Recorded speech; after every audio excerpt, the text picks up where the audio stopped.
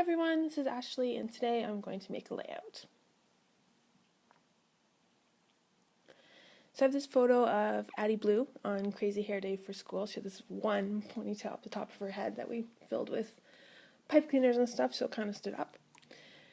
And I cut all of these speech bubbles out of Teresa Collins pattern paper that came in the Cocoa Daisy kit this month for May. And when I cut them out, I just sort of tossed them down onto my desk. And of course, they landed in what was essentially a perfect arrangement and looked fantastic. And gave me the idea to do the speech bubble arrangement for this layout.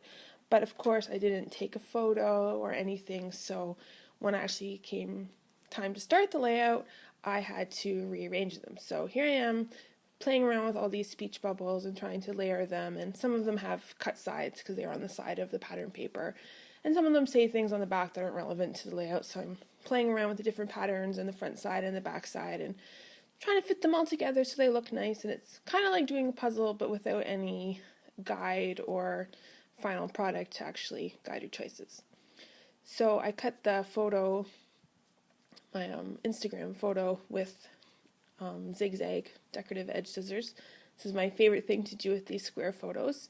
And sometimes I leave the bottom untrimmed, but I decide for this layout that I'm just going to trim all four sides with the zigzag edge and put it down there. And I have a little speech bubble cut out behind it, kind of like a partial mat. And I think this really helps tie the photo to the speech bubbles above it so they don't look too separate. So there's some continuity behind the arrangement on the top half of the layout and the photo on the bottom.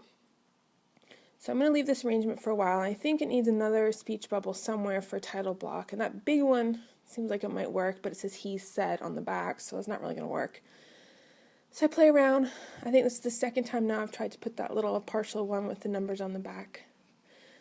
Nothing seems to fit quite right, so I'm going to take a break from the arranging of the speech bubbles and think about what kind of embellishments I want to put on this page. So I grabbed some stuff from my kits this month, the orange fuzzy rub-on, some brad, some flare, a cute little diamond chipboard piece by Basic Gray, a couple of die-cut frames, and start laying them on the speech bubbles.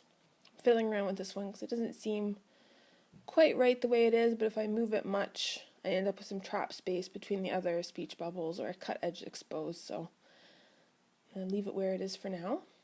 Find a place for that cute little diamond. It just seems to suit Addie Blue, even though it has nothing to do with hair. She just seems like the kind of girl who'd like a cute little diamond icon. Still playing around with this little partial speech bubble, and I think it seems to look best on the side. That's the thing with starting a page design, is that sometimes you just have to move stuff around and see what looks best. So I'm going to put on a rub-on from this Basic Gray pack. I just cut the rub-on right out of the packaging and begin to transfer it to a speech bubble. This is a orange fuzzy feather. Rub it on. I find it useful to really go around the edges of the rub-ons to make sure that they transfer really well. Pull it off slowly so that way if something isn't fully adhered, you can carefully lay the backing back down. And then I always go over it with my finger just to make sure there's no little peely edges. I think that a little border at the bottom or a bow or something would look nice. And instead of tying a bow, I'm going to set the center with one of these brads, I think. This heart one with this sort of reddy orangey color of the heart looks good.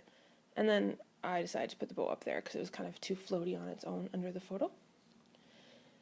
I'm going to do some stamping on the background. So I just put some little tiny light pencil marks around where the speech bubbles and the photo go so I can know where I want the stamping to go, because I want the stamping to kind of run behind the photo like a photo mat, and I know I want it to sort of stick up and around some of the speech bubbles, so I just mark where they are so I'm not stamping all over the page or places where it's not relevant, and I don't want to waste all this stamping and ink and embossing powder underneath places where it's not going to be seen.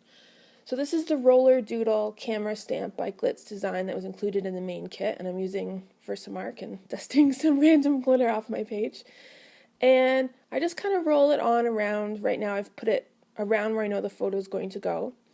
And I'm not even worrying about inking the stamp fully because I want a sort of distressed look to the background.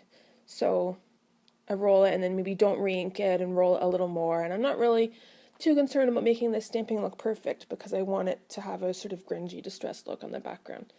So I've sort of filled in the areas behind the photo and around some speech bubbles and sprinkle on a little white embossing powder. This is Zing brand by American Crafts. It's my favorite to use. And then you just tap it around a little, and as you tap it, you can see the stamp impression starting to form. And this will give you an idea if you've missed an area, so you need to go back. So I just tap it off into scrap paper. Give it a good hard flick with your finger on the back to get off any excess. And there we go. So I'm going to heat emboss that with my gun and put everything back on the page, and I'm ready for the title. So I never did find a speech bubble to go on the bottom to hold a title, so I think I'm going to use that large rectangular one. And I'm using the letter stickers on the page as a guide to make sure I have enough for 2 rows, because I'm going to call it One Wild Pony, and I know it's going to take up 2 rows of letters. So I just use my tweezers and use the pattern on the speech bubble as a guide to make sure my letters are mostly straight. If there's no linear pattern on whatever I'm putting the title on, I just sometimes lay a ruler underneath so I can make sure it's straight. And yeah, just lay them on one sticker at a time. I really like using tweezers because I find my fingers are just too big to make sure the stickers get on nice and straight and just the way I want them. I like to fiddle with things and make sure everything is straight, because sometimes having something at an angle is good and having something on an angle sometimes is not good. So that's why I tend to fuss around with my page a lot when I'm working on it. And I always like to sand die cuts or hand cut elements. I just use sort of medium grit sandpaper and go around the edges to take off any little burrs or maybe a little uneven edge. I know some people like to ink. I like the definition of a sanded edge and a little bit of texture and a little bit of white that it adds. So I've moved that speech bubble from behind the photo. And I think it needs something red down there because there's some red elements or some sort of embellishment. So I decided to emboss a piece of flare. So I grab a flare from the package included in the kit, press it into my Versamark ink pad. Try to make sure you really get on the ink on the edges. And then I put it down on my scrap paper. And I want to stick it down, so I just use the ink pad to press it onto the paper so the adhesive on the back stays in place. And I cover the whole thing in a big pile of embossing powder to make sure the embossing powder gets on the edges of the flare. Tap it around to try to make sure it's all covered on the edges and the surface. And then just tap off the excess. And you can see the flare is well adhered to the scrap paper, so it's really staying in place, and I can knock off all the excess embossing powder from around the scrap paper. So now it's actually embossed, and I'm grabbing the heart speech bubble stamp, masking off the bubble outline with some scrap paper, and inking up only the heart.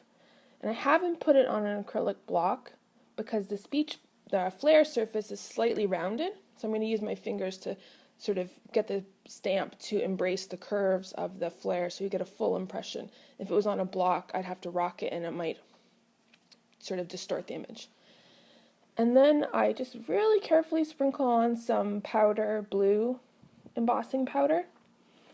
Sometimes if you're putting embossing powder on top of embossing powder, the first layer is almost a little bit tacky. It feels slightly rubbery to me sometimes, and I find that the second coat of embossing powder sometimes sticks a little. So instead of covering the whole stamped image, I'm really trying to get the embossing powder only where the Versamark ink is.